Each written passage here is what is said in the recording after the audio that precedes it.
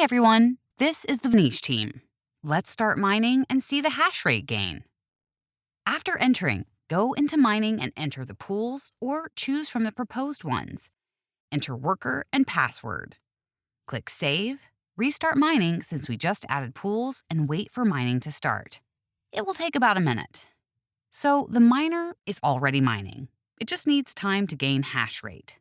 We are already mining 144 terahashes per second. This is our instant average 65 terahash per second.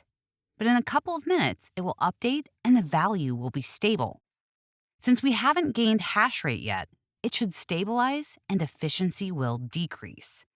But these are the stock figures now. That is the stock hash rate. The consumption is fully supplied by the power supply.